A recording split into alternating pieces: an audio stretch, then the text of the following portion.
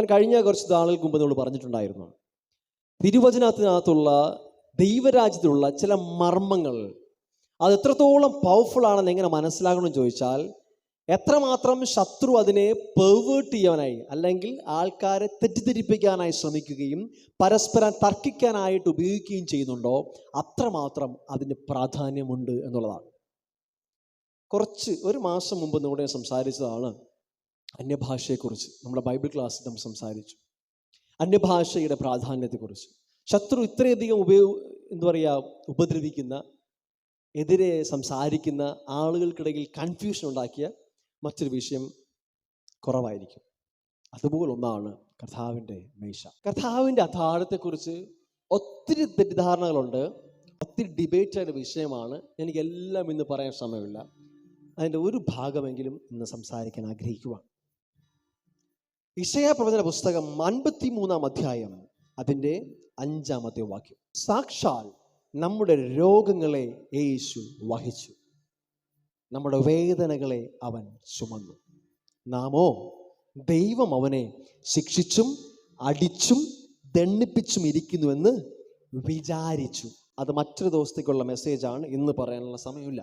നമ്മൾ വിചാരിച്ചു, പക്ഷെ അങ്ങനല്ല. ദൈവം അവൻ അടിപ്പിച്ചില്ല, ദണ്ഡിപ്പിച്ചില്ല, നമ്മളാണ് ചെയ്തത്. അത് വേറെ ദിവസത്തെ ചിന്തയാണ്. പക്ഷേ സാക്ഷാൽ നമ്മുടെ രോഗങ്ങളെ അവൻ വഹിച്ചു, വേദനകളെ അവൻ ചുമന്നു. അവൻ നമ്മുടെ അകൃത്യങ്ങൾ നിമിത്തം മുറിവേറ്റു. ദൈവം അവനെ മുറിവേൽപ്പിച്ചതല്ല, നമ്മുടെ അകൃത്യങ്ങൾ നിമിത്തം, അതിക്രമങ്ങൾ നിമിത്തം അവൻ മുറിവേറ്റു. നമ്മുടെ അകൃത്യങ്ങൾ നിമിത്തം അവൻ തകർന്നും ഇരിക്കുന്നു. അവൻ്റെ അടിപ്പിണരുകളാൽ നമുക്ക് സൗഖ്യം വന്നുമിരിക്കുന്നു. ഹല്ലേലൂയ.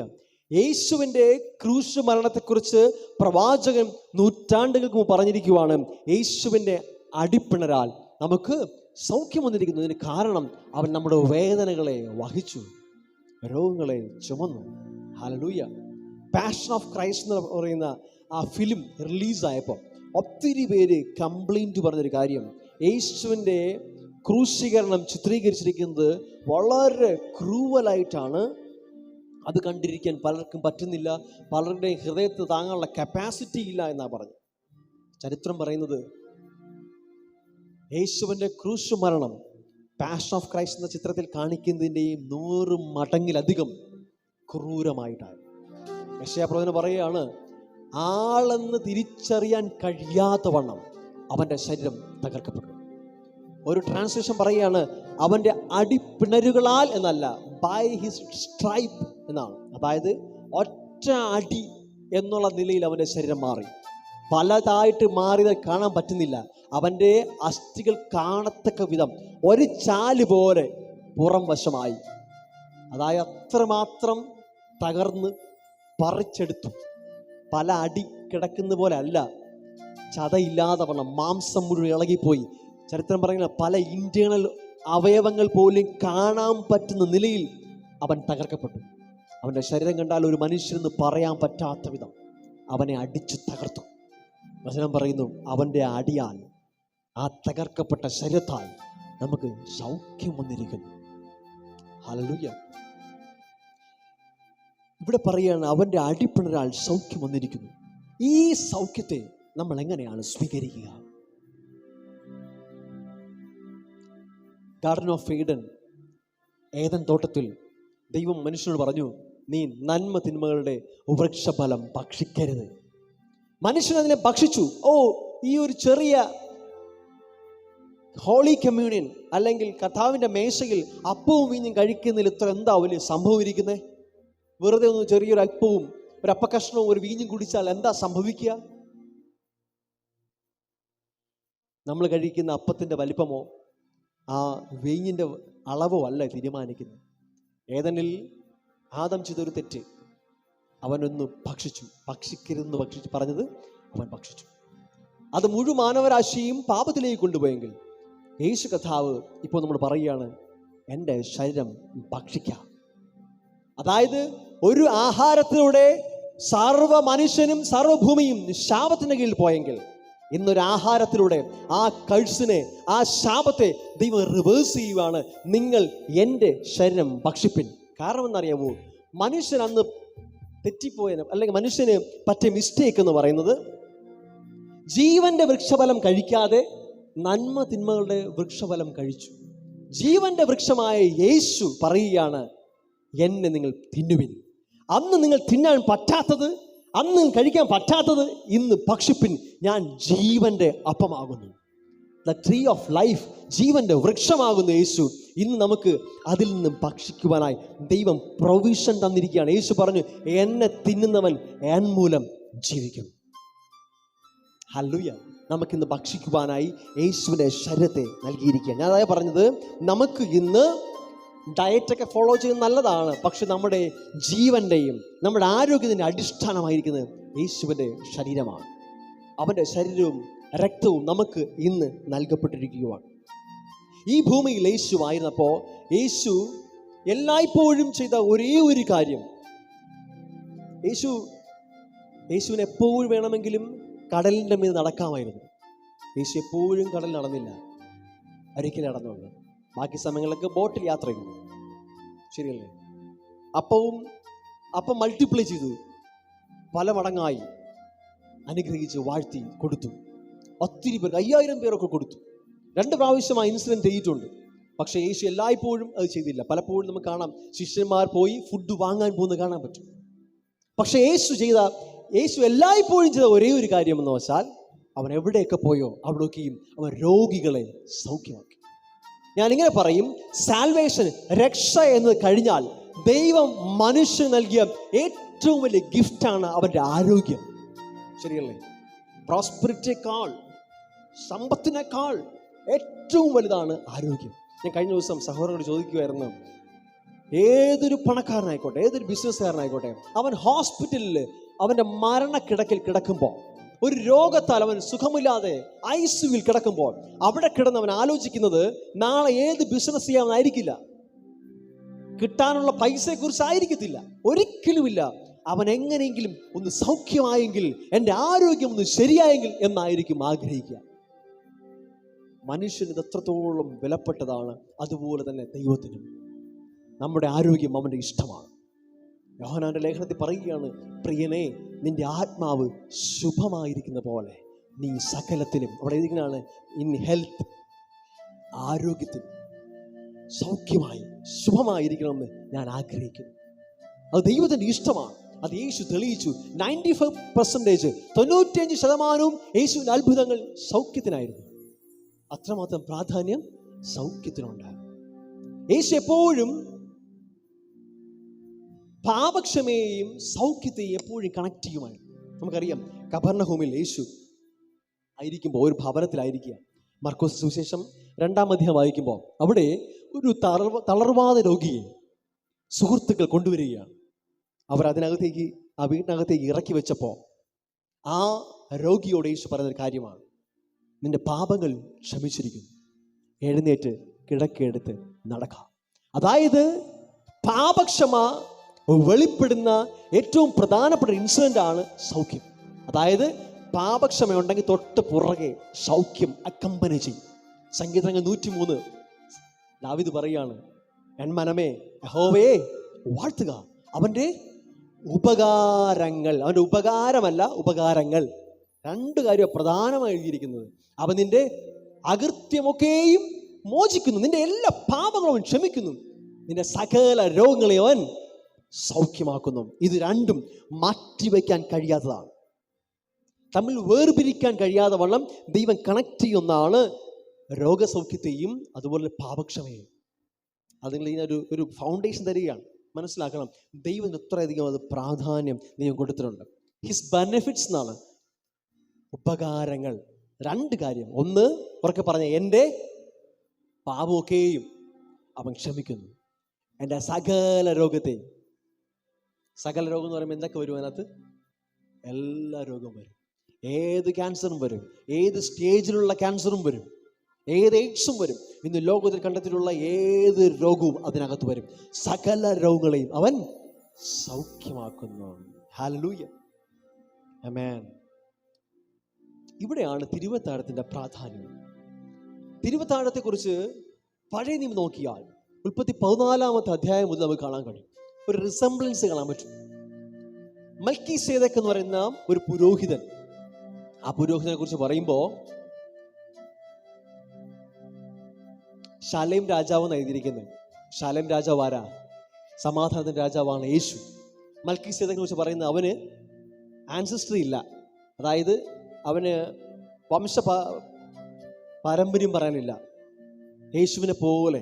അതായത് യേശുവിനെ പഴയ നിയമത്തിൽ റിസംബിൾ ചെയ്യുന്ന ആള്, റിസംബിൾ മീൻസ് പ്രതികരിക്കുന്ന ഒരാളാണ് മൽക്കീസേദെക്ക്. പുതുനിയമത്തിൽ പൗലോസ് പറയുന്നുണ്ട്, അവൻ മൽക്കീസേദെക്കിന്റെ ക്രമപ്രകാരം എന്നേക്കും മഹാപുരോഹിതനാകും. ഈ മൽക്കീസേദെക്ക് അല്ലെങ്കിൽ യേശു എന്ന് തന്നെ പറയാം.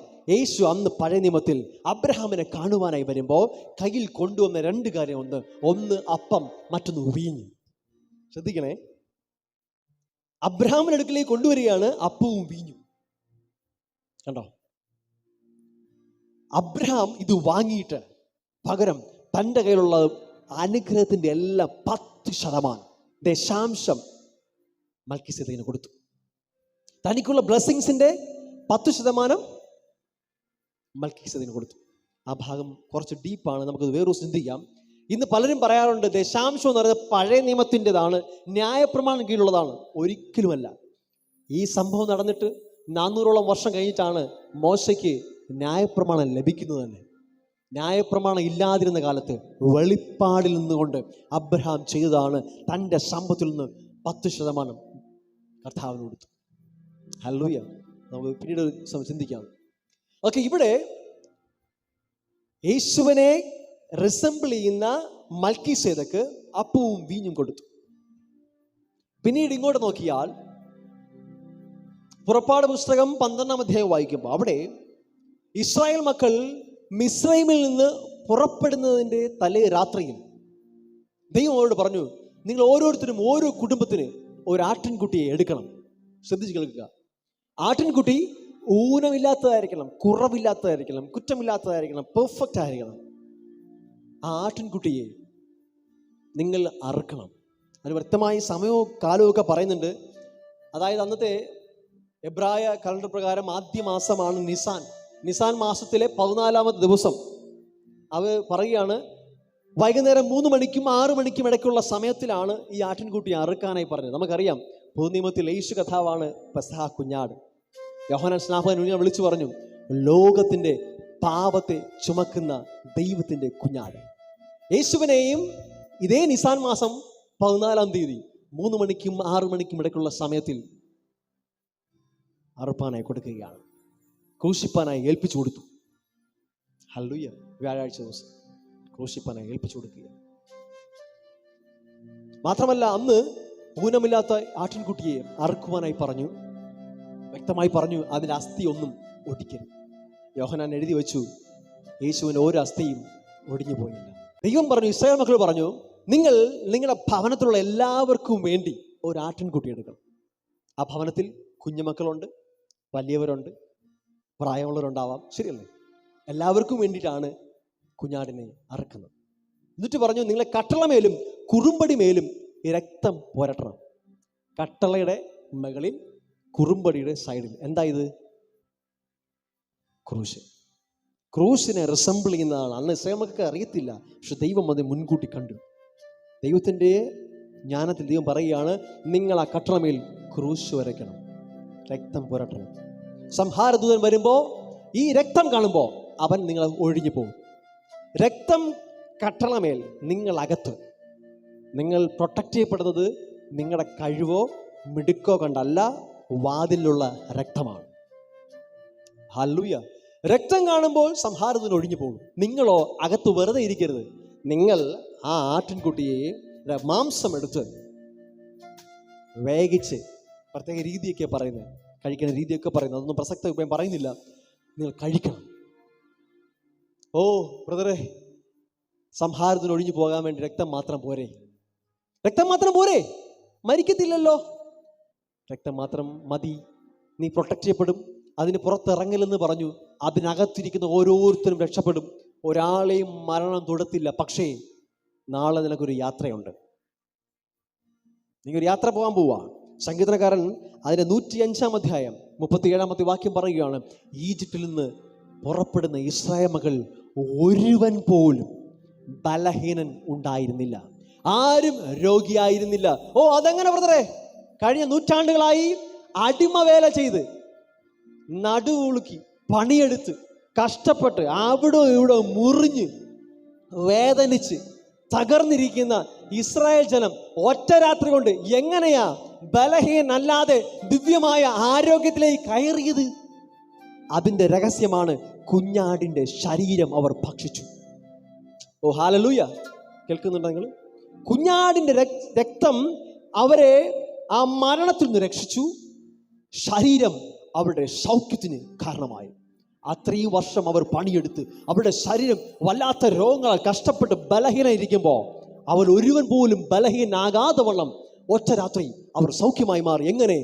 കുഞ്ഞാട്ടിൻ്റെ ശരീരം ഭക്ഷിച്ചതിലൂടെ. Hallelujah, hallelujah! അവരുടെ മിടുക്കല്ല, അവർ ഭക്ഷിച്ച കുഞ്ഞാടിൻ്റെ ആ ശരീരം. യഹൂദന്മാർ അന്നു മുതൽ ഇങ്ങോട്ട് പെസഹയായി അത് ആചരിച്ചു വരികയാണ്. അവർ മത്സ എന്ന് പറയുന്ന ഒരു ബ്രെഡ് ഉണ്ടാക്കും. മത്സ നമ്മൾ ഇന്ന് കാണുന്ന പോലെ ഒന്നുമല്ല, സോഫ്റ്റ് ഒന്നും അല്ല. അത് നമ്മൾ ക്രാക്കേഴ്സ് എന്ന് പറയില്ല, ഇങ്ങനെ പൊട്ടിച്ചെടുക്കാൻ പറ്റുന്ന ബിസ്ക്കറ്റൊക്കെ പൊട്ടിക്കത്തില്ലേ, അതുപോലത്തെ ഒരു സാധനമാണ്. അത് ഉണ്ടാക്കിയെടുക്കുന്നത് പുളിപ്പില്ലാത്ത അപ്പമാണ്. എന്ന് വെച്ചാൽ ഫ്രഷ് ആയിട്ടില്ല, ഈസ്റ്റ് ഒന്നും ചേർക്കാത്ത മാവ് ഉപയോഗിച്ചാണ് ഉണ്ടാക്കുന്നത്. ഉണ്ടാക്കുമ്പോൾ അതിങ്ങനെ പൊങ്ങി വരാതിരിക്കാൻ വേണ്ടി അവർ കമ്പിയോ ഫോർക്കോ ഉപയോഗിച്ച് കുറേയധികം കുത്തുകളും വരകളും ഇടും. കുത്തി കുത്തി കുത്തി കുത്തി കുറേ ഡോട്ടിടും, കുറേ വരയിടും.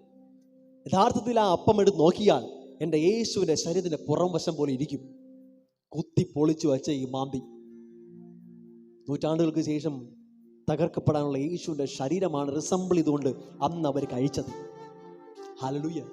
അന്ന് നിഴലായിരുന്ന യേശുവിൻ്റെ ശരീരത്തെ സൂചിപ്പിക്കുന്ന മത്സ ബ്രെഡ് കഴിച്ച ഒരുവൻ പോലും ബലഹീനായില്ലെങ്കിൽ, പ്രിയ സഹോദര സഹോദരി, ഇന്ന് നിഴലല്ല പൊരുളായിരിക്കുന്ന യേശുവിൻ്റെ ശരീരവും രക്തവും ഭക്ഷിച്ച് പാനം ചെയ്ത് നിന്റെ ശരീരത്തിൽ ഒരു രോഗവും ഒരു ബലഹീനതയും തൊടത്തില്ല. ഇതാണ് സത്യം. പക്ഷേ ശത്രു എന്തുകൊണ്ട് നിന്നെ ഫൈറ്റ് ചെയ്യുന്നു? അവൻ നിന്റെ ആരോഗ്യത്തിൻ്റെ പുറകെയാണ്, നിന്റെ നന്മയുടെ പുറകെയാണ്. നീ ആരോഗ്യത്തിലിരിക്കുന്നവൻ ആഗ്രഹിക്കുന്നില്ല. അവൻ വെറുതെ കൺഫ്യൂഷൻ ഉണ്ടാക്കി, ഭയമുണ്ടാക്കി ഇന്ന് ദൈവസഭയ്ക്കകത്തേക്ക് ഈ ടീച്ചിങ്സിനെ പെർവേർട്ട് ചെയ്ത് നശിപ്പിച്ച് ആൾക്കാരെ ഭയപ്പെടുത്തി ഇതിൽ നിന്ന് പിന്തിരിപ്പിച്ചു. അവരുടെ ഡിവൈനായിട്ടുള്ള ദൈവികമായ ആരോഗ്യത്തിൻ്റെ സോഴ്സ് ആയിരിക്കുന്ന കർത്താവിൻ്റെ ശരീരത്തെ ഇന്ന് പലപ്പോഴും ഭയപ്പെടുത്തി ആളുകൾ അതിൽ നിന്ന് മാറ്റി നിർത്തി. ശത്രുവിൻ്റെതായുള്ള പദ്ധതികൾ നോക്കണേ. എന്തുകൊണ്ടാണ് ശത്രു നിന്നെ ഫൈറ്റ് ചെയ്യുന്നത്? കാരണം നീ ഇത് ഭക്ഷിച്ചാൽ, നീ തിരിച്ചറിവുള്ള ഭക്ഷിച്ചാൽ നിന്റെ ശരീരം ആരോഗ്യം പ്രാപിക്കും. എന്താ ഉറപ്പ്? ഉറപ്പാ.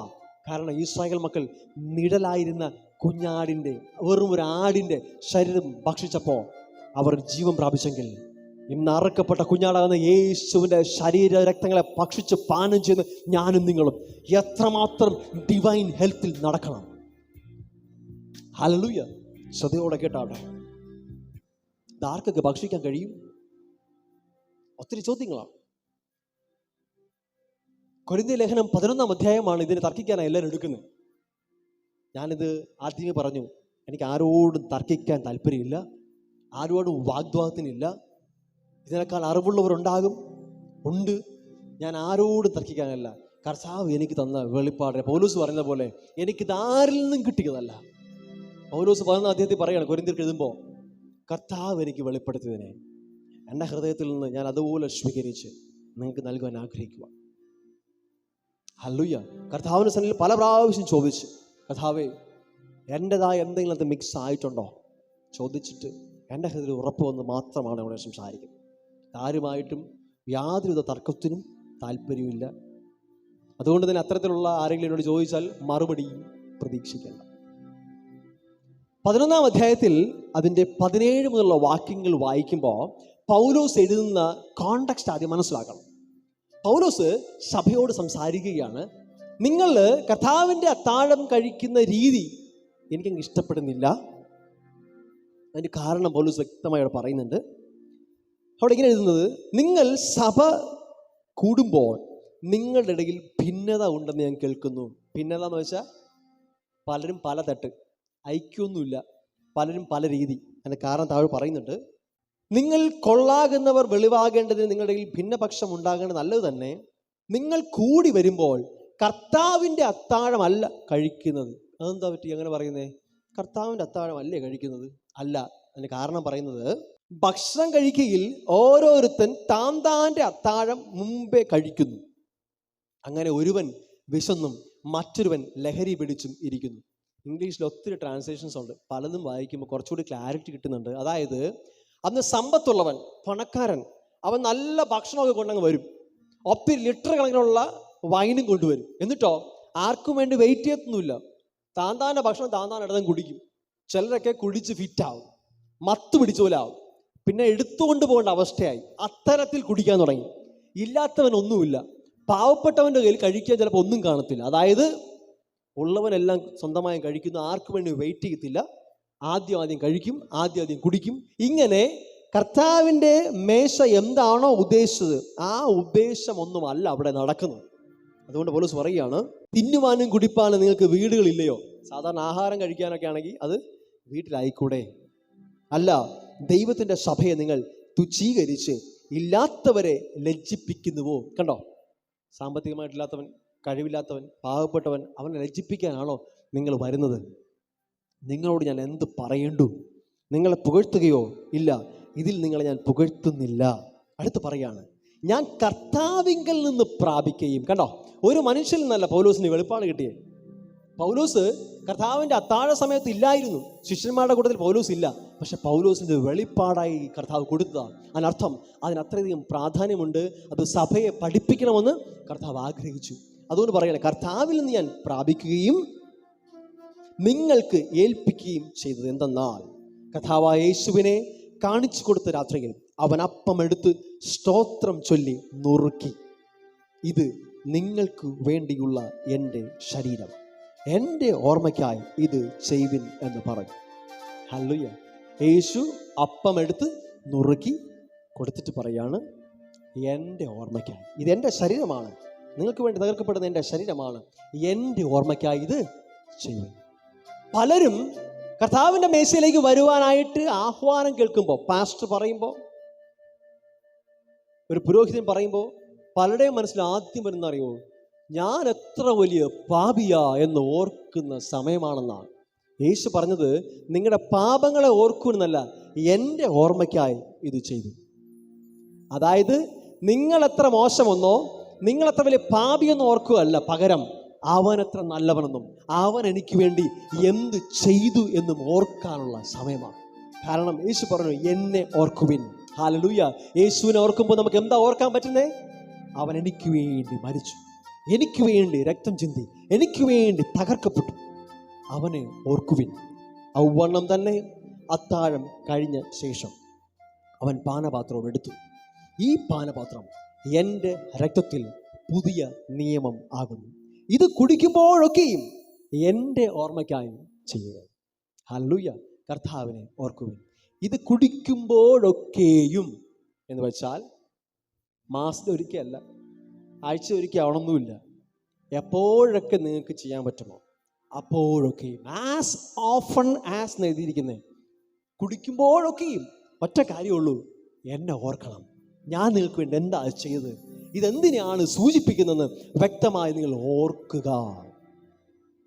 അങ്ങനെ നിങ്ങൾ ഈ അപ്പം തിന്നുകയും പാനപാത്രം കുടിക്കുകയും ചെയ്യുമ്പോഴൊക്കെയും കർത്താവ് വരുവോളം എന്ത് പ്രസ്താവിക്കുന്നു?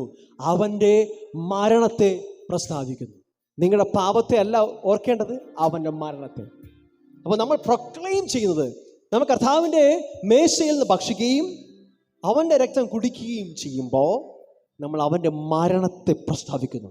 അവൻ എനിക്ക് വേണ്ടി മരിച്ചു, ഞാൻ മരിക്കേണ്ട സ്ഥലത്ത് എനിക്ക് പകരക്കാരനായി യേശു മരിച്ചു. ഹല്ലേലൂയ. യേശു എനിക്ക് വേണ്ടി മരിച്ചു എന്ന് പറയുമ്പോൾ, ഞാൻ കഴിഞ്ഞ ദിവസം പറയണ്ടായി സഹോദരങ്ങളടുത്ത്, ഇതൊരു ക്ലീഷേ വാക്കായി, എന്നും കേട്ട് കേട്ട് കേട്ട് ഒരു എന്താ പറയുക, ഒരു പുതുമ തോന്നാത്തത് പോലെ ആയി. അത് ഭയങ്കര ഡേഞ്ചറാണ്. 2000 വർഷം മുമ്പ് യേശു എനിക്ക് വേണ്ടി മരിച്ചു, ശരിയാ. പക്ഷേ ജസ്റ്റ് ഈ മൊമെന്റിൽ തൊട്ട് മുമ്പ് അവൻ എനിക്ക് വേണ്ടി മരിച്ചത് പോലെ അവനെനിക്ക് അനുഭവമായി മാറണം. അതുകൊണ്ട്, ഇതാണ് കോൺട്രവേഴ്സ്യൽ ആയിട്ടൊരു വാക്യം, 27-ാം വാക്യം. ഏതുകൊണ്ട് തൊട്ട് മുമ്പത്തെ വാക്യം, നാം അവൻ്റെ മേശയിൽ നിന്ന് ഭക്ഷിക്കുകയും പാനം ചെയ്യുകയും ചെയ്യും. എന്തോർക്കും? അവൻ്റെ മരണത്തെ പ്രസ്താവിക്കുന്നു. അതുകൊണ്ട് അയോഗ്യമായി അപ്പം തിന്നുകയോ കർത്താവിൻ്റെ പാനപാത്രം കുടിക്കുകയോ ചെയ്യുന്നവനെല്ലാം കർത്താവിൻ്റെ ശരീരവും രക്തവും സംബന്ധിച്ച് കുറ്റക്കാരനാകും. ഹല്ലേലൂയ. ഇതാണ് പലരുടെയും പ്രശ്നം. ശ്രദ്ധിച്ചു കേൾക്കുക. ഇവിടെ എഴുതിയിരിക്കുകയാണ്, അതുകൊണ്ട് അയോഗ്യമായി. ഏതുകൊണ്ട്? നമ്മൾ പ്രസ്താവിക്കുന്ന കർത്താവിൻ്റെ മരണത്തെയാണ്. അതുകൊണ്ട് അയോഗ്യമായി, യോഗ്യതയില്ലാതെ എന്നല്ല, അയോഗ്യമായി. അതായത് അവിടെ നിന്ന് ഉപയോഗിച്ചിരുന്ന വാക്ക് ഇതാണ്, അൺവർത്തിലി മാനർ. ഇനി കുറച്ച് ഗ്രാമർ ക്ലാസ് ആണ്, ശ്രദ്ധിച്ച് കേൾക്കണം. ഈ അൺവർത്തിലി എന്ന് വെച്ചാൽ അതൊരു ആഡ് വെർബാണ്. ആഡ് വെർബ് എന്ന് വെച്ചാൽ ക്രിയാവിശേഷണം. അതായത് ഉദാഹരണത്തിന് എന്താ പറയുക, ഞാൻ നല്ലവണ്ണം അധ്വാനിച്ചു. അതിൽ നല്ലവണ്ണം എന്ന് പറയുന്നത് ആഡ് വെർബാണ്. എങ്ങനെ അധ്വാനിച്ചു എന്ന് പറയുന്നതാണ് നല്ലവണ്ണം. Okay, clear? അപ്പോൾ അൺവർത്തിലി, അയോഗ്യമായി പങ്കെടുക്കുക എന്ന് വെച്ചാൽ പങ്കെടുക്കുന്ന രീതിയാണ്. അയോഗ്യനായി എന്നല്ല. എങ്കിൽ എന്താണ് എഴുതേണ്ടത്? അൺവർത്തി. നീ യോഗ്യനല്ല, അത് അൺവർത്തി, നൗണാണ്. ഇവിടെ എഴുതിയിരിക്കുന്നത് അൺവർത്തിലി എന്ന് വെച്ചാൽ നീ യോഗ്യനാണോ എന്നുള്ളതല്ല, നീ ചെയ്യുന്ന രീതിക്കാണ് പ്രാധാന്യം. അൺവർത്തിലി മാനർ, നീ ചെയ്യുന്ന രീതി യോഗ്യമായ രീതിയിലല്ലെങ്കിൽ എന്ന് വെച്ചാൽ പ്രിസ്ക്രൈബ്ഡ് ആയിട്ടുള്ള, അതിനോട് ഗ്രീക്ക് വാക്ക് അനാക്ഷ്യസ് എന്ന വാക്കാണ്. അർത്ഥം ഇറിവറന്റ്, അതായത് ബഹുമാനമില്ലാതെ, ഇംപ്രോപ്പർ, ഒരു പ്രോപ്പറായ രീതിയിലല്ലാതെ, കെയർലെസ് മാനർ, ശ്രദ്ധയില്ലാതെ. അതിൻ്റെ കാരണം എന്താ? എവിടെ തുടങ്ങിയത്? സഭയിൽ വരുന്നു, തോന്നും പോലെ ഭക്ഷിക്കുന്നു, തോന്നും പോലെ കുടിക്കുന്നു, ആർക്കു വേണ്ടി വെയിറ്റ് ചെയ്യുന്നില്ല, ഒരു ഓർഡർ ഇല്ലാതെ, കർത്താവിൻ്റെ ശരീരത്തെയും രക്തത്തെയും ബഹുമാനിക്കാതെ എന്തൊക്കെയോ കാട്ടിക്കൂട്ടുന്നതുകൊണ്ടാണ് പറഞ്ഞു വരുന്നേ, നിങ്ങൾ ഇങ്ങനെ അയോഗ്യമായി ഭക്ഷിക്കരുത്, യോഗ്യമായി ഭക്ഷിക്കണം. അയോഗ്യമായി ഭക്ഷിക്കുമ്പോൾ നിങ്ങൾ കുറ്റക്കാരനാകുമെന്നാണ് എഴുതിയിരിക്കുന്നത്. അതിന് കാരണം വ്യക്തമായി പറയുന്നുണ്ട്. പൗലോസ് പറഞ്ഞു വരികയാണ്, നിങ്ങൾ സഭയിൽ വരുമ്പോൾ അത് കർത്താവിൻ്റെ അത്താഴമല്ല കഴിക്കുന്നത്, നിങ്ങൾ അവനവന് വിശക്കുമ്പോൾ എന്തൊക്കെയോ ഭക്ഷിക്കുക. ഇവിടെ എഴുതിയിരിക്കുകയാണ് അൺവർത്തിലി മാനർ, അതായത് അയോഗ്യമായ രീതിയിൽ. അതെന്താണെന്ന് താഴെ അടുത്ത് വിശദീകരിക്കുന്നുണ്ട്. അടുത്ത വാക്യം, തിന്നുകയും കുടിക്കുകയും ചെയ്യുന്നവനും ശരീരത്തെ വിവേചിക്കാഞ്ഞാൽ തനിക്ക് ശിക്ഷാവിധി തിന്നുകയും കുടിക്കുകയും ചെയ്യുന്നു. ശ്രദ്ധിച്ചു നോക്കി, തിന്നുകയും കുടിക്കുകയും ചെയ്യുന്നവനും ശരീരത്തെ വിവേചിക്കാഞ്ഞാൽ. ഏത് ശരീരത്തെ?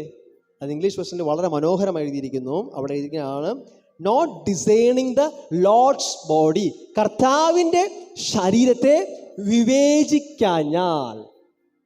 ഹല്ലേലൂയ. വിവേചിക്കാന്ന് വെച്ചാൽ അർത്ഥം എന്തുവാ?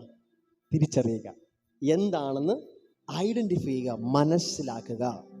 അവിടെ എഴുതിയിരിക്കുകയാണ്, നിങ്ങൾ വിവേചിക്കാതെ, അതായത് നിങ്ങൾ കഴിക്കുകയും കുടിക്കുകയും ചെയ്യുന്നത് ശരീരത്തെ വിവേചിക്കാഞ്ഞാൽ, രക്തത്തെ വിവേചിക്കാത്തതല്ല. കാരണം രക്തം എല്ലാവർക്കും അറിയാം, അവരെല്ലാം ഓക്കെയാണ്. യേശുവിൻ്റെ രക്തം എൻ്റെ പാപങ്ങൾക്ക് വേണ്ടിയാണ്, എന്നെ പാപവിമുക്തനാക്കിയതാണ് യേശുവിൻ്റെ രക്തം. പക്ഷെ ശരീരത്തെക്കുറിച്ച് പലർക്കും അത്ര ഐഡിയ പോരാ. ഹല്ലേലൂയ. ഇവിടെ പറയുകയാണ്, ശരീരത്തെ വിവേചിക്കാഞ്ഞാൽ തനിക്ക് ശിക്ഷാവിധി തിന്നുകയും കുടിക്കുകയും ചെയ്യുന്നു. ഇവിടെ ശിക്ഷാവിധി കേൾക്കുമ്പോൾ പലരും വിചാരിക്കുന്ന അറിയുമോ, പെട്ടെന്ന് പോകണം നരകതൊക്കെയാണ് അങ്ങ് ചിന്തിക്കുന്നത്. അവിടെ ഉപയോഗിക്കുന്ന വാക്ക് ക്രിമ എന്ന വാക്കാണ്. ക്രിമ, ഗ്രീക്ക് വേർഡിൽ ക്രിമ. നമുക്കറിയാം ബൈബിളിൽ ക്രിമ എന്ന വാക്കുകൊണ്ട്, കറ്റാക്രിമ എന്ന വാക്കുകൊണ്ട്. കറ്റാക്രിമയാണ് ശിക്ഷാവിധി. ഈ ക്രിമ എന്ന് പറയുന്നത് പോസിറ്റീവ് സെൻസിലുള്ളതാണ്. അതായത് ഒരു ഉദാഹരണം പറഞ്ഞാൽ അതിനർത്ഥം ജഡ്ജ് ചെയ്യുകയാണ്. അതായത് നീ നിന്നെ തന്നെ കൃത്യമായി നീ ചെയ്യുന്ന എന്താണെന്ന് മനസ്സിലാക്കാതിരിക്കുമ്പോൾ, അതായത് മേക്ക് എ ഡിസ്റ്റിങ്ഷൻ എന്നാണ് വിവേചിക്കുക എന്ന് വെച്ചാൽ. അവിടെ ഉപയോഗിച്ച വാക്ക് ഞാൻ എല്ലാം ഗ്രീക്ക് പറഞ്ഞ ബുദ്ധിമുട്ടാവും, അത് ഞാൻ എല്ലാം പോകുന്നില്ല. അതായത് വിവേചിക്കുക എന്ന് വെച്ചാൽ ഡയാക്രിനോ എന്ന വാക്ക്, അതായത് ഡിസൈൻ ചെയ്യുക. അതെങ്ങനെ പറയുക? ഡിസ്റ്റിങ്ഷൻ. ഇതെന്താണെന്ന് വേർതിരിച്ച് മനസ്സിലാക്കാത്തത് കാരണം തനിക്ക് തന്നെ ശിക്ഷാവിധി തിന്നുകയും കുടിക്കുകയും. മലയാളത്തിൽ ഇങ്ങനെ എഴുതിയിരിക്കുമ്പോൾ പലരും അതിനെ വേറെ തരത്തിലാണ് കൊണ്ടുപോകുന്നത്. ഒരു കാര്യം മനസ്സിലാക്കുക, നമ്മളിത് ഐഡന്റിഫൈ ചെയ്തിരിക്കുമ്പോൾ ഓൾറെഡി തന്നെ ലോകം ശിക്ഷാവിധിയിലാണ്. പാപത്തിൻ്റെ കീഴിലും രോഗത്തിൻ്റെ കീഴിലും ശാപത്തിൻ്റെ കീഴിലും ആയിരിക്കുമ്പോൾ നമ്മളോ, റോമാലേഖനത്തിൽ പറയുകയാണ്, ഇപ്പോൾ ക്രിസ്തുയേശുള്ളവർക്ക് ഒരു ഒരു ശിക്ഷാവിധിയും ഇല്ല. അവിടെ എഴുതിയ കറ്റാക്രിമോ എന്നാണ്. ഒരു വിധമുള്ള ശിക്ഷാവിധി നമുക്ക് ഇല്ല. അതായത് അവിടെ ഉപയോഗിച്ച വാക്കാണ് കറ്റാക്രിമ. ഇവിടെ ഉപയോഗിച്ച വാക്ക് ക്രിമ എന്ന് വെച്ചാൽ നമ്മളെ തന്നെ തീരുമാനിക്കണം. നമുക്ക് എന്താണ്, ലോകത്തോടൊപ്പം സഫർ ചെയ്യണോ അതോ കർത്താവിൻ്റെ ശരീരത്തെ ഐഡന്റിഫൈ ചെയ്യുന്നതിലൂടെ അതിലുള്ള ഗുണം അനുഭവിക്കണം. അടുത്ത വാക്ക് വ്യക്തമായി പറയുന്നുണ്ട്, ഇത് ഹേതുവായി. ഏത് ഹേതുവായി? ഫോർ ദിസ് റീസൺ എന്ന് വെച്ചാൽ ഈ കാരണങ്ങളാൽ എന്നല്ല. ഒത്തിരി കാരണമില്ല, ഒറ്റ കാരണമേ ഉള്ളൂ. ഫോർ ദിസ് റീസൺ, ഇത് ഹേതുവായി.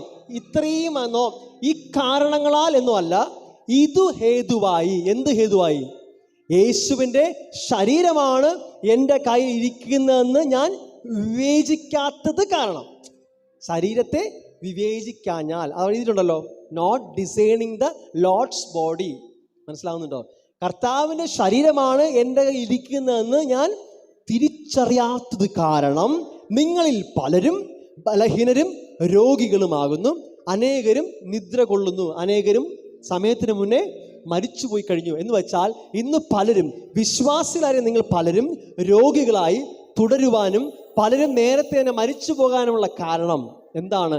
ഇത് കർത്താവിൻ്റെ ശരീരമാണ് നിങ്ങൾ തിരിച്ചറിയാത്തത് കാരണം. കർത്താവ് നിങ്ങളെ കൊന്നെന്നോ കർത്താവ് രോഗം തന്നോന്നല്ല, നിങ്ങൾ ആ രോഗത്തിൽ തുടരുകയാണ്. പകരമോ നിങ്ങളത് കർത്താവിൻ്റെ ശരീരമാണെന്ന് ഡിസൈൻ ചെയ്താലോ എന്തായിരിക്കും? യേശു പറഞ്ഞു, എന്നെ തിന്നുന്നവൻ അന്മൂലം ജീവിക്കും. കാരണം നമ്മുടെ ജീവനാണ് നമ്മൾ ഭക്ഷിക്കുന്നത്. യേശുവിൻ്റെ ശരീരത്തിൽ ഉണ്ടായിരുന്നത് ബയോളജിക്കൽ ലൈഫ് അല്ല, ദൈവീക ജീവനാണ്, സോയൽ ലൈഫ്.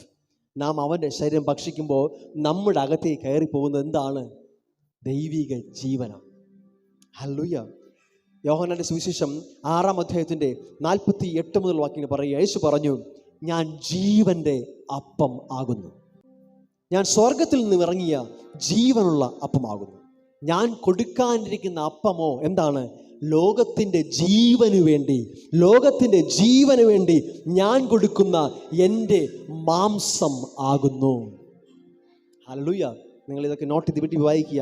യോഹന്നാൻ 6:51. ഞാൻ കൊടുപ്പാനിരിക്കുന്ന അപ്പമോ ആരുടെ ജീവനാണ്? ലോകത്തിൻ്റെ ജീവന് വേണ്ടി. അന്ന് പഴയ നിയമത്തിൽ ഇസ്രായേൽ മക്കൾക്ക് വേണ്ടി മാത്രമായിരുന്നു ആ ആടിനെ അറുത്തതെങ്കിൽ ഇന്ന് ലോകത്തിൻ്റെ പാപത്തെ ചുമക്കുന്ന ദൈവത്തിൻ്റെ കുഞ്ഞാട് യേശു പറയാണ്, ഞാൻ ലോകത്തിനു വേണ്ടി, വിശ്വസിക്കുന്നവർക്ക് മാത്രമല്ല, അവൻ സകലർക്കും വേണ്ടിയാണ് അവൻ്റെ ശരീരത്തെ തകർത്തത്. പക്ഷെ വിശ്വസിക്കുന്നവർ ആ ജീവനെ അനുഭവിക്കുകയാണ്. വചനം പറയുന്നു, അവനെ കൈക്കൊണ്ട് അവൻ്റെ നാമത്തിൽ വിശ്വസിക്കുന്ന ഏതു മനുഷ്യനും ദൈവമക്കളാകുവാൻ അവൻ അധികാരം കൊടുത്തു. യേശു പറയുകയാണ്, എൻ്റെ ശരീരം ലോകത്തിനു വേണ്ടി കൊടുക്കുന്ന അപ്പമാണ്, എൻ്റെ മാംസമാണ് നിങ്ങൾ കഴിക്കേണ്ടത്. എൻ്റെ മാംസം സാക്ഷാൽ ഭക്ഷണവും എൻ്റെ രക്തം സാക്ഷാൽ പാനീയവും ആകുന്നു. ഇത് കേട്ടപ്പോൾ പരീക്ഷന്മാർക്കും യഹൂദന്മാർക്കും കൂടുതലുള്ള ശിഷ്യന്മാർക്കും ഒന്നും സഹിക്കാൻ പറ്റിയില്ല. അവർ പറഞ്ഞത്, എന്ത് ഉപദേശമായത്? ഇത് ഭൂതങ്ങളുടെ ഉപദേശമാണ്. ഇന്നും പലരും പറയാറുണ്ട് ഇത് ഭൂതത്തിൻ്റെ ഉപദേശമാണ്. ദൈവരാജ്യത്തിൻ്റെ ചില മർമ്മങ്ങൾ അങ്ങനെയാണ്, വളരെ സിമ്പിളാണ്, പക്ഷെ വളരെ പവർഫുള്ളാണ്. പലരും യേശുവിനെ തള്ളിക്കളഞ്ഞിട്ട് പോയി. ഇന്ന് ഈ മെസ്സേജ് കേൾക്കുമ്പോൾ പലരും എന്നോട് ചിലപ്പോൾ പിണങ്ങിയേക്കാം. പക്ഷേ ഞാനൊരു കാര്യം പറയാം, യേശുവിൻ്റെ വായിൽ പത്രോസ് പറഞ്ഞ പോലെ നിത്യ ജീവന്റെ മൊഴികൾ ഇങ്ങനെയാണ്. നമ്മൾ പലപ്പോഴും ഒഫൻഡ് ആവാൻ ചാൻസ് ഉണ്ട്. നമ്മുടെ ഈഗോ സമ്മതിക്കത്തില്ല. ഞാൻ കേട്ടിരുന്ന അങ്ങനെയല്ലല്ലോ, യേശുവെ രക്തം കുടിക്കില്ലെന്നല്ലേ പറഞ്ഞിരിക്കുന്നത്. യേശു പറഞ്ഞു, എൻ്റെ രക്തം കുടിച്ചില്ല എങ്കിൽ, എൻ്റെ ശരീരം ഭക്ഷിച്ചില്ലെങ്കിൽ നിനക്ക് ഞാനുമായി പങ്കില്ല. ഹല്ലേലൂയ. യേശു പറയുകയാണ്, എൻ്റെ മാംസം തിന്നുകയും എൻ്റെ രക്തം കുടിക്കുകയും ചെയ്യുന്നവൻ എന്നിലും ഞാൻ അവനിലും ജീവിക്കുന്നു. യോഹന്നാന്റെ സുവിശേഷം 15-ാം അധ്യായം പറയുകയാണ്, നാം അവനിലും അവൻ നമ്മിലും ജീവിച്ചാൽ അധികം നമ്മൾ ഫലം കായ്ക്കും. കമ്മ്യൂണിയൻ എന്ന് പറയുന്നത് നാം അവനിലും അവൻ നമ്മിലും ജീവിക്കുന്ന ഒരു തലമാണ്. ഡെയിലി ബേസിൽ നിങ്ങൾ അവനിലും അവൻ നിങ്ങളിലും ജീവിച്ചാൽ നിങ്ങൾ അധികം ഫലം കായ്ക്കും. ഹല്ലേലൂയ. Thank you Father. യേശു വന്നത് രോഗം നൽകാനല്ല, യേശു വന്നത് ശാപം തരാനല്ല, യേശു വന്നത് മരണം തരാനുമല്ല. അവൻ വന്നതോ ജീവൻ നൽകുവാനും അത് സമൃദ്ധിയായി നൽകുവാനും അത്രേ. ഹല്ലേലൂയ.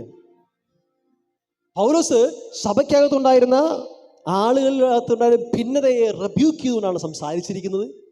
ആ അധ്യായം അവസാനിപ്പിക്കുമ്പോൾ പൗലോസ് ഇങ്ങനെ പറയുന്നുണ്ട്, ആകയാൽ സഹോദരന്മാരെ, നിങ്ങൾ ഭക്ഷണം കഴിപ്പാനായി ലോർഡ് സപ്പറിലേക്ക് വരുമ്പോൾ കൂടുമ്പോൾ അന്യോന്യം കാത്തിരിക്കണം, ഒരുമിച്ച് വേണം ഭക്ഷിപ്പാൻ. കാരണം അവിടെ നിന്നാണ് തുടങ്ങിയത് ഈ പ്രശ്നം. ഒരുമിച്ച് കഴിക്കാതെ തോന്നുന്ന പോലെ കഴിക്കുന്നു, നിങ്ങൾ കർത്താവിൻ്റെ ശരീരമാണെന്ന് തിരിച്ചറിയാതെ എന്തോ ഭക്ഷണം കഴിക്കുന്ന പോലെ കഴിക്കുന്നു. അതിനെ കറക്റ്റ് ചെയ്യാനാണ് പൗലോസ് ഇതെല്ലാം സംസാരിച്ചു വരുന്നത്.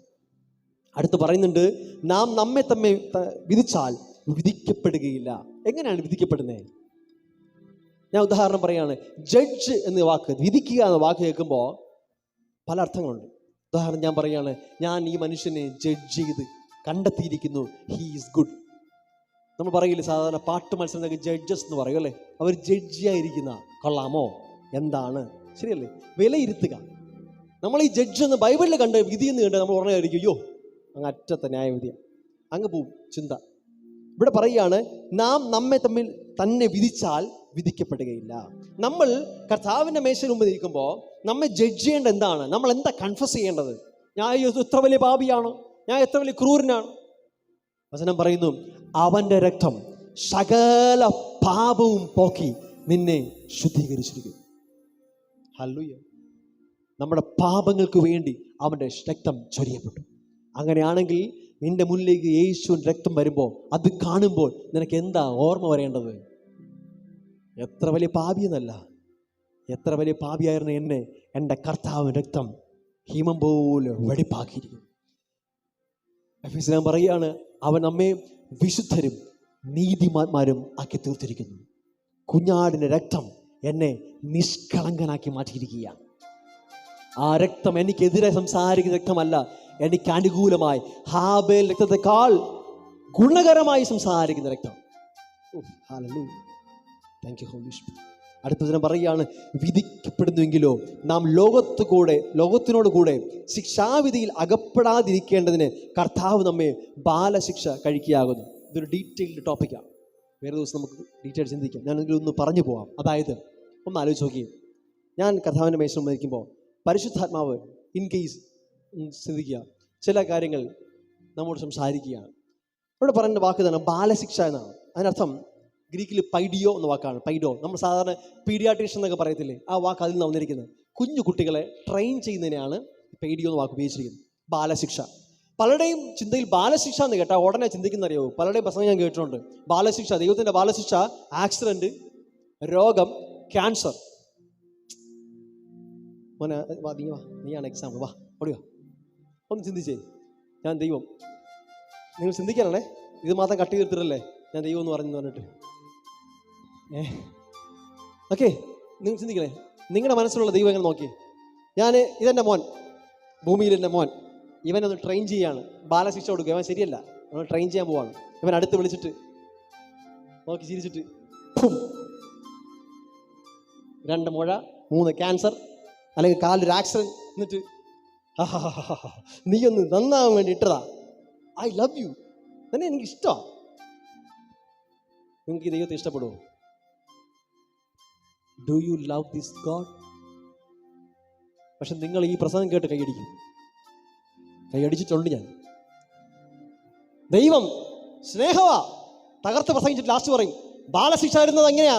കൈയടിച്ചു കൊടുക്കും, കാലിനടിച്ചു കൊടുക്കും, ക്യാൻസർ ഇടും, വിരല് മുറിച്ച് കളയും. അത് ഏത് ദൈവമാടാ? ക്രിസ്ത്യാനികൾ കർത്താവായ നമുക്ക് വേണ്ടി രക്തം ചിന്തി നമുക്ക് വേണ്ടി തൻ്റെ ശരീരം തകർത്ത യേശുവിനെ ഗോസ്പൽ എന്നും പറഞ്ഞ് പ്രസംഗിക്കുന്നത്.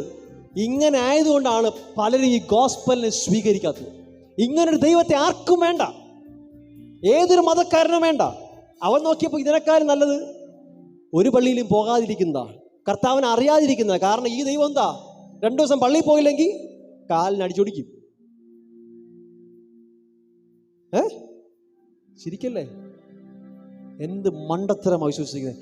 നിങ്ങൾ ആരെങ്കിലും നിങ്ങളുടെ മക്കളെ ട്രെയിൻ ചെയ്യിപ്പിക്കാൻ വേണ്ടി, ബാലശിക്ഷ കൊടുക്കാൻ വേണ്ടി, രാവിലെ അവൻ സ്കൂളിൽ പോയി നേരെ സമയം എണീറ്റില്ല, ചട്ടു കൊടുത്ത് ആടി തലമണ്ടയ്ക്ക്, തല വളർന്നിട്ട് പറയുക ഐ ലവ് യുടാ, സ്നേഹം കൊണ്ടാ നിന്നെ നന്നാക്കിയതല്ലേടാ മോനെ. നിങ്ങളെന്ത് പറയും? ഞാൻ എപ്പോഴും പറയും, ഇങ്ങനെയുള്ളതൊക്കെ സൈക്കോ ഫാദർ എന്നേ പറയത്തുള്ളൂ, ഹെവൻലി ഫാദർ എന്ന് പറയാൻ പറ്റില്ല. ശരിയല്ലേ? അല്ലേ? ഏതൊരപ്പൻ അങ്ങനെ ചെയ്യുന്നേ? നമ്മൾ ചെയ്യില്ല. സ്വർഗത്തിലെ ദൈവം നല്ല ദൈവമാണ്, അവൻ ഒരിക്കലും ചെയ്യത്തില്ല. യേശു പറഞ്ഞു, പിതാവ് മാത്രമേ നല്ലവനുള്ളൂ. നല്ലവൻ, example, he is the good father. Hallelujah. ഇങ്ങനെ രോഗം കൊടുത്തിട്ട് നന്നാക്കാനാണെങ്കിൽ ഇവ നേരെ തട്ടിപ്പോവും. അപ്പോൾ പിന്നെ പഠിപ്പിക്കണം എങ്ങനെ നമ്മൾ? ഇപ്പം എനിക്കൊരു രോഗം തന്നു, ഞാൻ നല്ല സമയത്ത് ഭരിച്ചു പോയാൽ എന്നെ എങ്ങനെ പഠിപ്പിക്കാൻ പറ്റുന്നേ എന്ന് പൊട്ടത്തരമാണ് പറയുന്നത്. ദൈവം രോഗം കൊടുത്ത് പഠിപ്പിക്കുക. ആരാ പഠിച്ചേ? ഒരിക്കലുമില്ല. ദൈവത്തിൻ്റെ ബാലശിക്ഷ എന്ന് പറയുന്നത് അവൻ തൻ്റെ വചനത്തിലൂടെ കറക്റ്റ് ചെയ്യും. തിമോത്തിക്ക് എഴുതുമ്പോൾ പൗലോസ് പറയുകയാണ്, എല്ലാ തിരുവെഴുത്തും ദൈവശ്വാസം അടങ്ങിയിരിക്കുന്നു. അതെന്തിനു ഉപയോഗിക്കപ്പെടും? For teaching, for correction. കണ്ടോ, കറക്റ്റ് ചെയ്യും, ടീച്ച് ചെയ്യും, പഠിപ്പിക്കും. പഠിപ്പിക്കുന്നത് ആരാ? ദൈവത്തിൻ്റെ വചനമാണ്. നിങ്ങൾ വചനം കേൾക്കുമ്പോൾ നിങ്ങളുടെ ജീവിതത്തിൽ ചില തീരുമാനങ്ങൾ എടുക്കും. നിങ്ങൾ കറക്റ്റ് ചെയ്യപ്പെടും. ചിലതൊക്കെ ഒന്നും വേണ്ട, ചിലതൊക്കെ ശരിയല്ല, നിങ്ങൾ കറക്റ്റ് ചെയ്യപ്പെടും. ദൈവം നിങ്ങളെ ബാലശിക്ഷ വരുന്നത് തൻ്റെ വചനത്തിലൂടെയാണ്. അല്ലാതെ കയ്യും കാലും ഒടിച്ചിട്ടോ ക്യാൻസർ തന്നിട്ടോ അല്ല. കാരണം അവൻ്റെ കയ്യിൽ തരാൻ വേണ്ടി ക്യാൻസറും ഇല്ല, ആക്സിഡൻറ്റും ഇല്ല. അവൻ്റെ കയ്യിലുള്ളത് ജീവനാണ്. അവൻ ജീവൻ നൽകുവാനും സമൃദ്ധിയായ ജീവൻ നൽകുവാനും വന്നത്. എൻ്റെ കയ്യിൽ ഉള്ളതല്ലേ കൊടുക്കാൻ പറ്റൂ. ഇന്നും ക്രിസ്ത്യാനി വിശ്വസിക്കുന്ന ദൈവത്തിൻ്റെ ഒരു കയ്യിൽ ക്യാൻസറും ഒരു കയ്യിൽ സൗഖ്യമാണ്. അങ്ങനെ 5-6 കൈ വിശ്വസിച്ച് നിൽക്കുന്ന ദൈവത്തെയൊക്കെ ഞാൻ കണ്ടുണ്ട് പടങ്ങളിലൊക്കെ. ആ ദൈവം അല്ല എൻ്റെ ദൈവം. എൻ്റെ ദൈവത്തിന് ഒറ്റ ഫേസേ ഉള്ളൂ, ഒറ്റ മുഖമേ ഉള്ളൂ. അവൻ വെളിച്ചമാകുന്നു, അതിൽ ഇരുൾ ഒട്ടും തന്നെ ഇല്ല. യേശു വന്നത് പിതാവായ ദൈവത്തെ വെളിപ്പെടുത്താനാണ്. യേശു പറഞ്ഞു, എന്നെ കണ്ടവൻ പിതാവിൻ്റെ ഒരു മുഖം കണ്ടിരിക്കുന്നല്ല, പിതാവിനെ കണ്ടിരിക്കുന്നു. യേശു ആർക്കും രോഗം കൊടുത്തില്ല, അവൻ എല്ലാവരെയും സൗഖ്യമാക്കി. ആരെയും കാലിന് അടിച്ചൊടിച്ചില്ല, പക്ഷെ അവൻ എല്ലാവരെയും കറക്റ്റ് ചെയ്യുന്നു സ്നേഹത്തിലൂടെ. That is my heavenly Father. Hallelujah. അങ്ങനെയാണ് എങ്കിൽ പ്രിയരെ, ഞാൻ ചോദിക്കട്ടെ, നമ്മുടെ സൗഖ്യത്തിനു വേണ്ടി യേശുവിൻ്റെ ശരീരം തകർക്കപ്പെട്ടു. ഓക്കെ, യേശുവിൻ്റെ ശരീരം എന്തിനു വേണ്ടിയിട്ടാ? എൻ്റെ സൗഖ്യത്തിന് വേണ്ടി തകർക്കപ്പെട്ടു. എൻ്റെ പാപത്തിനു വേണ്ടി അവൻ രക്തം ചൊരിയപ്പെട്ടു. ഇത് രണ്ടും രണ്ട് പർപ്പസാണ്, രണ്ടും ഒന്നല്ല. എൻ്റെ പാപങ്ങൾക്ക് വേണ്ടി അവൻ രക്തം ചൊരിയപ്പെട്ടു, എൻ്റെ സൗഖ്യത്തിന് വേണ്ടി ശരീരം തകർക്കപ്പെട്ടു. അവൻ അടിയേറ്റത് പഴയ നിയമത്തിൽ അന്ന് കുഞ്ഞാടിനെ അറുക്കുന്നതിന് മുമ്പ് ഉപദ്രവിക്കുന്നില്ല. പക്ഷെ പുതിയ നിയമത്തിൽ എൻ്റെ യേശു പൂർണ്ണമായും തകർന്നു, ശരീരം അടിച്ച് തകർക്കപ്പെട്ടു എൻ്റെ സൗഖ്യത്തിന് വേണ്ടി. അത് പല കഷ്ണങ്ങളായി ചിതറപ്പെട്ടു. ആ ചിതറപ്പെട്ട കഷ്ണം ഞാൻ കഴിക്കുന്നതിലൂടെ ഞാൻ രോഗിയായി തീരുമെന്ന ടീച്ചിങ്സ് അത് സാത്താൻ്റെതാണ്. അവൻ്റെ ശരീരം നിനക്ക് രോഗം തരുന്ന കോവിഡിൻ്റെ നമ്മൾ പറയില്ല, രോഗാണു അടങ്ങിയ സാധനമല്ല. അവൻ്റെ ശരീരത്തിനകത്തിരിക്കുന്നത് സോയ ലൈഫാണ്, ദൈവിക ജീവനാണ്. ശത്രു ഇന്ന് സഭയ്ക്കകത്ത് പഠിപ്പിച്ചു, നീ കഴിഞ്ഞ ആഴ്ച പാപം ചെയ്താടാ, സിനിമ കണ്ടാടാ, എങ്കിൽ കർത്താവിൻ്റെ ശരീരം കഴിക്കരുത്, നീ രോഗിയാവും, നീ മരിച്ചു പോകും. നിന്നോട് ആര് പറഞ്ഞു? അവൻ്റെ ശരീരം കഴിക്കുന്നതിലൂടെ നീ അഭിവൃദ്ധി പ്രാപിക്കും, നീ സൗഖ്യം പ്രാപിക്കും, നീ ആരോഗ്യം പ്രാപിക്കും. നീ എത്ര വലിയ മിടുക്ക് കാണിക്കുന്നല്ല, നിന്റെ ഡോർമേലുള്ള അവൻ്റെ രക്തം നിന്നെ പ്രൊട്ടക്ട് ചെയ്യുന്നുണ്ട്, നിന്നെ നീതീകരിച്ചിരിക്കുന്നുണ്ട്. നീ ധൈര്യമായി കഴിച്ചോ, നിനക്കൊന്നും സംഭവിക്കത്തില്ല. നീ ഡിസൈൻ ചെയ്യണം, വിവേചിച്ചറിയണം. എന്താ? നിന്റെ കയ്യിരിക്കുന്ന വെറും ബ്രെഡ് അല്ല, എൻ്റെ യേശുവിൻ്റെ ശരീരമാണ്. എൻ്റെ പ്രിയരെ, എനിക്ക് സൗഖ്യത്തിന് വേണ്ടി തന്ന യേശുവിൻ്റെ ശരീരത്തെ ഇന്ന് പലരും പെർവേർട്ട് ചെയ്തിട്ട് കാണുമ്പോൾ വിഷമം തോന്നുന്നുണ്ട്. ഒത്തിരി പേര് ഇതിനെ പേടിപ്പിച്ച് പലരും തങ്ങളുടെ അടുക്കിലേക്ക് കർത്താവിൻ്റെ മേശയെത്തുമ്പോൾ ഭയത്തോടെ മാറി നിൽക്കുന്നത് കണ്ടുണ്ട്. വചനം പറയുകയാണ്, ധൈര്യത്തോടെ അവൻ്റെ കൃപാസനത്തിലേക്ക് കടന്നു വരുവാൻ, തക്ക സമയത്ത് കൃപ ലഭിപ്പാൻ. ഹല്ലേലൂയ. ഒരിക്കലും ഭയത്തോടെ മാറി നിൽക്കേണ്ടതല്ല അവൻ്റെ ശരീരം. ആ ശരീരം കാണുമ്പോൾ നിനക്ക് ഭയമല്ല ഉണ്ടാവേണ്ടത്. അവൻ്റെ ശരീരവും രക്തവും കാണുമ്പോൾ നിൻ്റെ ഉള്ളിൽ സ്നേഹം നിറയണം. കാരണം നിനക്ക് വേണ്ടിയാണ് അവൻ തകർന്നത്. കഴിഞ്ഞ ദിവസം സംസാരിക്കുമ്പോൾ എന്നോട് കഥ പറയുകയാണ്, മോനെ, ഞാൻ ക്രൂശിൽ കിടക്കുമ്പോൾ നീ എന്നോട് വന്ന് ചോദിക്കുകയാണ്, എന്തിനാ കഥാവ് ഇത്രയും അടികൊണ്ടേ, എന്തിനാ കഥാവ് നീ ഇങ്ങനെ മരിക്കും ചോദിച്ചാൽ ഞാൻ നിൻ്റെ പേര് പറയും. നിനക്ക് വേണ്ടി ഞാൻ ഇങ്ങനെ ചിന്തപ്പെട്ടെങ്കിൽ എൻ്റെ ഈ ശരീരം നിനക്ക് രോഗം കൊണ്ടുവരാൻ വേണ്ടി ഞാൻ മാറ്റുമോ? ഒന്ന് ചിന്തിക്ക് പ്രിയരെ. കർത്താവ് നല്ല കണ്ണുകളെ തുറക്കട്ടെ. എൻ്റെ സൗഖ്യത്തിന് വേണ്ടി ദൈവം നൽകിയ അവൻ്റെ ശരീരത്തെ ഇന്ന് പലരും രോഗകാരണമാകുന്ന വസ്തുവാക്കി മാറ്റി. എത്ര മോശകരമായ പഠിപ്പിക്കലാണ്. നേരെ തിരിച്ചു. ഒരിക്കലും നിന്റെ തിന്മയ്ക്കുള്ളതല്ല, നന്മയ്ക്കായത്രേ. അവൻ നിന്റെ രോഗങ്ങളെ വഹിച്ചു, വേദനകളെ ചുമന്നു. ഹല്ലേലൂയ. നമ്മൾ ആരും യേശുവിൻ്റെ ശരീരരക്തങ്ങളെ ഭക്ഷിച്ച് പാനം ചെയ്ത് കാരണം ആരും രോഗിയാകത്തില്ല. ലോകത്തിൽ പലരും രോഗിയായി കിടപ്പുണ്ട്. അവരോട് കൂടെ ശിക്ഷാവിധിയിൽ അകപ്പെടാതിരിക്കാൻ, അവരോട് കൂടെ ശിക്ഷാവിധി എന്താ? അവർ രോഗത്തിൻ്റെ കീഴില്ല, പാപത്തിൻ്റെ കീഴില്ല, ശാപത്തിൻ്റെ കീഴിലായിരിക്കുമ്പോൾ ദൈവ പൈതലേ, നീ അതിൻ്റെ കൂടെ ആ രോഗിയായി ഇരിപ്പാതിരിക്കാൻ, ശാപത്തിൻ്റെ കീഴിൽ ഇരിക്കാതിരിപ്പാൻ നീ ആ ശരീരത്തെ വിവേചിച്ചറിഞ്ഞുകൊണ്ട് നിങ്ങൾ ഭക്ഷിച്ച് പാനം ചെയ്യുക. കർത്താവിനെ സ്വീകരിച്ച ഓരോ വ്യക്തികളും നിങ്ങൾ ഇനി പാപിയല്ല, കർത്താവിൻ്റെ മക്കളാണ്. ഓ ഹല്ലേലൂയ. ഇവിടെ ആരും പാപികളില്ല. എന്നെ കേൾക്കുന്ന ഒരു വ്യക്തിയും, കർത്താവിനെ രക്ഷകനായി സ്വീകരിച്ച ഒരാളും പാപിയല്ല. അവനെ കൈക്കൊണ്ട് അവൻ്റെ നാമത്തിൽ വിശ്വസിക്കുന്ന ഏവർക്കും പാപിയാകാനല്ല, ദൈവ മക്കളാകുവാൻ അവൻ അധികാരം കൊടുത്തു. ലോർഡ്സ് ടേബിൾ, കർത്താവിൻ്റെ മേശയിൽ വരുമ്പോൾ നീ പിന്നെ എങ്ങനെയാ പാപിയായി പോകുന്നേ? ആ സമയത്തേക്ക് പെട്ടെന്ന് നീ മാറുന്നെങ്ങനെയാ? നീ എന്നേക്കുമായി അവൻ രക്തത്താൽ കഴുകപ്പെട്ട് എന്നേക്കുമായി സദാകാലത്തേക്കും സൽഗുണ പൂർത്തി വരുത്തിയിരിക്കുന്നു. ഹല്ലേലൂയ. നീ ഇന്നലെ ചെയ്ത പാപത്തിന് നിനക്ക് ഇന്ന് എത്ര വയസ്സായി? 50 വയസ്സായോ? നീ നാളെ ചെയ്യുന്ന പാപത്തിന് കൂടെ ചേർത്തിട്ടാണ് എൻ്റെ യേശു രക്തം ചിന്തിയത്. അപ്പോൾ അതങ്ങനെ ശരിയാവും? ഓ, അങ്ങനെയാണെങ്കിലേ ഈ മെസ്സേജ് നീ 3 ദിവസം മുമ്പ് കേട്ടാൽ നിനക്ക് എന്ത് തോന്നുമായിരുന്നു? അത് തന്നെ തോന്നിയാൽ മതി. കാരണം നീ ജനിച്ചിട്ട് 50 വർഷമായുള്ളൂ. കർത്താവ് നിനക്ക് വേണ്ടി മരിച്ചിട്ട് 2000 വർഷം കഴിഞ്ഞു. ഹല്ലേലൂയ. നിന്റെ സകല പാപത്തിനും അവൻ പരിഹാരം കണ്ടിരിക്കുന്നു. അതുകൊണ്ട് അയോഗ്യമായ വാക്ക് കേൾക്കുമ്പോൾ അയ്യോ ഞാൻ യോഗ്യനാണോ എന്നല്ല, നിന്റെ യോഗ്യത അല്ല, അവൻ്റെ രക്തം നിന്നെ യോഗ്യനാക്കി മാറ്റി. അത് ബോധ്യത്തോട് കഴിക്കുക. ഹല്ലേലൂയ. നിസ്സാരമായ ആരും ഇതിലേക്ക് വരരുത്.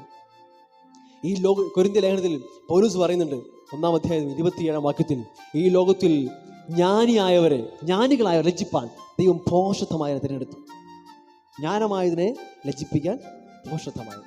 പഴയ നിയമം നോക്കിയ ഒത്തിരി സ്ഥലത്ത്, പ്രത്യേകിച്ച് ദാവീദ് ഗോലിയാത്തിനെ കൊല്ലാൻ പോകുന്നത് വെറും ഒരു കവിണയും കല്ലുമാണ്.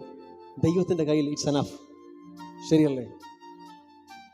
ഗിദെയോന്റെ കയ്യിൽ ഒരു കഴുതയുടെ താടിയല് വെച്ചിട്ടാ ആയിരക്കണക്കിന് ഫിലിസ്തീൻസിനെ കൊല്ലുന്നേ. നിന്റെ കയ്യിരിക്കുന്ന അപ്പവും വീഞ്ഞും അത്ഭുതകരമായ സൗഖ്യത്തിന് കാരണമായി തീരും. ഹല്ലേലൂയ.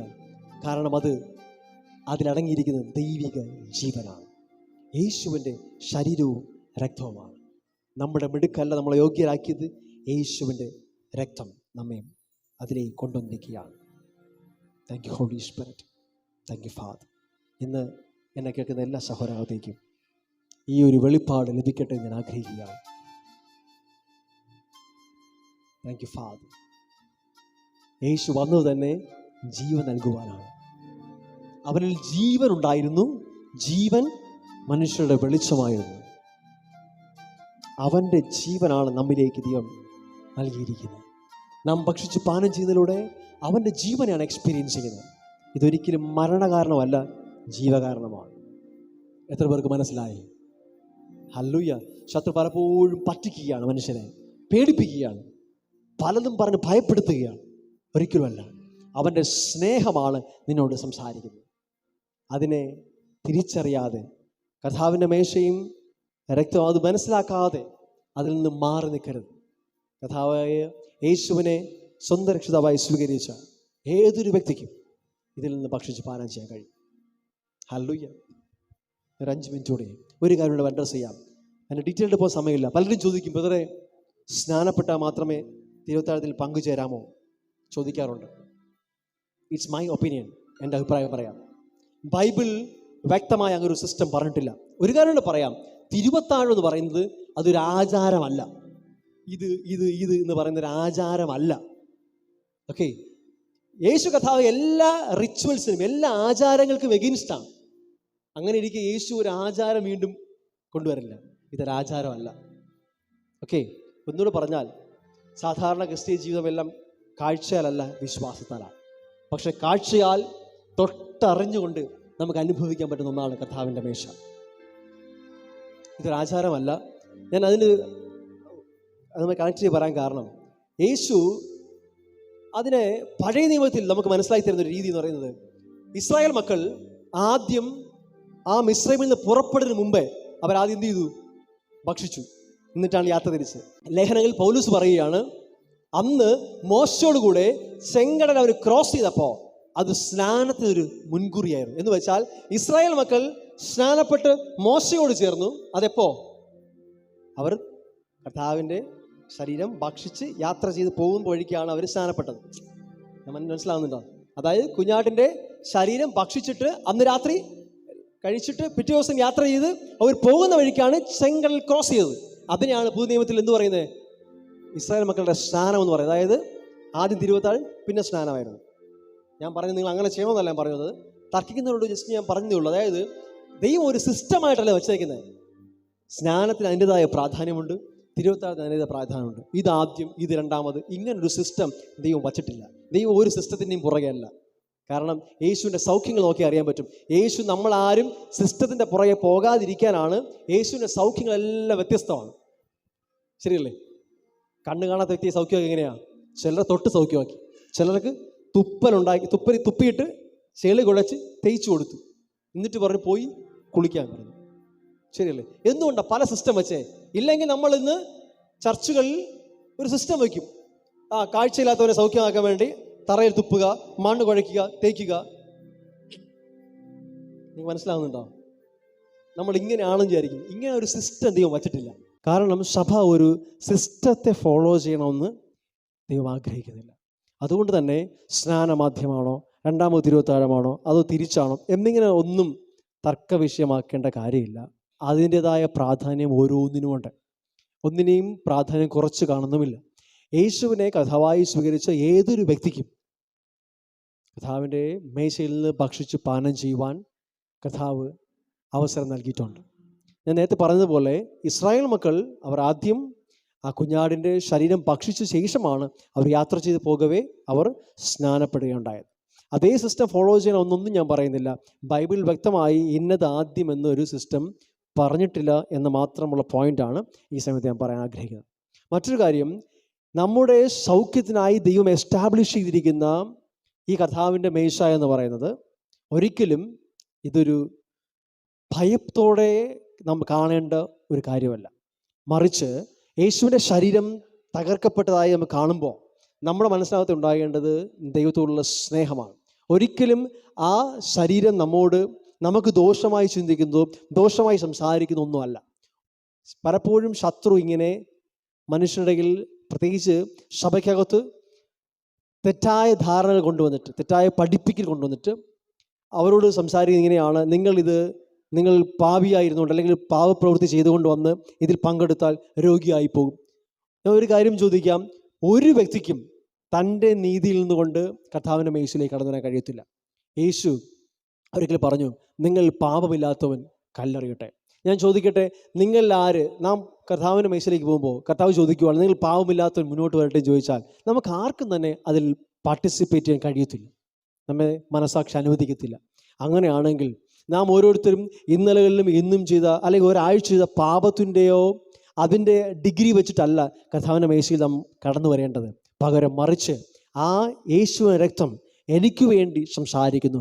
എൻ്റെ പാപങ്ങൾക്ക് വേണ്ടി യേശുവിൻ്റെ ശരീരം ചിന്തപ്പെട്ടു. ആ രക്തം എനിക്ക് വേണ്ടി ചൊരിയപ്പെട്ടു. ഇന്ന് ആ രക്തം എന്നെ പാപിയെന്നല്ല വിളിക്കുന്നത്, പകരം വിശുദ്ധനും നീതിമാനുമാക്കി എന്നെ സൽഗുണ പൂർത്തി വരുത്തി എന്നെ നിർത്തിയിരിക്കുകയാണ്. അപ്പോൾ ഞാൻ കർത്താവിൻ്റെ മേശയിലേക്ക് വരുമ്പോൾ എൻ്റെ മനസ്സിലുണ്ടാവേണ്ട ബോധ്യം, ഈ രക്തം എനിക്ക് വേണ്ടി ചിന്തപ്പെട്ടു.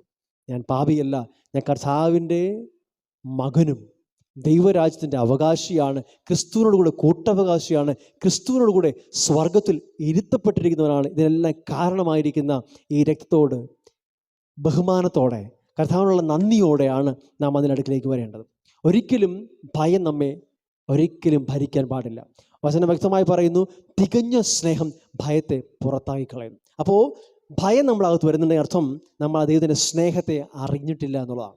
നമ്മുടെ ദൈവത്തിൻ്റെ സ്നേഹം, ആ യേശുവിൻ്റെ ശരീരം നമ്മൾ കാണുമ്പോൾ മനസ്സിലാകേണ്ടത്, ഞാൻ അയോഗ്യനായിരുന്ന സമയത്ത്, ഞാൻ ശത്രുവായിരുന്ന സമയത്ത് എനിക്ക് വേണ്ടി തകർക്കപ്പെട്ട യേശുവിൻ്റെ ശരീരം അത് എന്നെ ഭയപ്പെടുന്ന ഒന്നല്ല. അതെന്നോട് സംസാരിക്കുന്നത് എന്നോടുള്ള ദൈവത്തിൻ്റെ സ്നേഹത്തെക്കുറിച്ചാണ്. സോ കർത്താവിൻ്റെ സ്നേഹത്തെ തിരിച്ചറിഞ്ഞുകൊണ്ട് ധൈര്യത്തോടെ അവരുടെ മേശയിലേക്ക് വരിക, ഭക്ഷിക്കുക, പാനം ചെയ്യുക. അത് നമ്മുടെ ശരീരങ്ങൾക്ക് ആരോഗ്യമായും സൗഖ്യമായും മനസ്സിൻ്റെ കുറ്റബോധങ്ങൾ മാറി നീതിബോധത്തിനും അത് കാരണമായി തീരും. ഇതിനെതിരെയുള്ള ഒരു ചിന്ത അത് കർത്താവിൽ നിന്നുള്ളതല്ല. പരിശുദ്ധാത്മാവ് നിങ്ങളെ ഓർമ്മിപ്പിക്കത്തില്ല. കർത്താവ് നമ്മെ നീതിയെക്കുറിച്ചാണ് പരിശുദ്ധാത്മാവ് നമ്മോട് സംസാരിക്കുന്നത് എപ്പോഴും. ഒരിക്കലും നമ്മെ പാപത്തിൻ്റെ പടുകുഴിയിലേക്കും കുറ്റബോധത്തിലേക്കും തള്ളിയിടുന്നതല്ല പരിശുദ്ധാത്മാവിൻ്റെ ഡ്യൂട്ടി. അവൻ നമ്മെ കംഫർട്ട് ചെയ്യുകയും നമ്മെ നീതിബോധത്തിലേക്ക് നയിക്കുകയുമാണ് ചെയ്യുന്നത്. ഹല്ലേലൂയ. സോ യേശുവിൻ്റെ ശരീരത്തിലേക്കും രക്തത്തിലേക്കും ഭാഗവാക്കാവുവാൻ നമ്മുടെ യാതൊരു മിടുക്കും കാരണമല്ല. യോഗ്യമായ രീതിയിൽ എന്താണ് ഈ ശരീരം എന്നോട് സംസാരിക്കുന്നത്, ഈ ശരീരം എന്തിനു വേണ്ടിയാണ് തകർക്കപ്പെട്ട് എന്ന വ്യക്തമായ ബോധ്യത്തോടു കൂടെ അതിലേക്ക് കടന്നു വരിക. അത് തിരിച്ചറിഞ്ഞുകൊണ്ട് വിവേചിച്ചറിഞ്ഞുകൊണ്ട് കർത്താവിൻ്റെ മേശയിൽ നിന്ന് ഭക്ഷിക്കുക.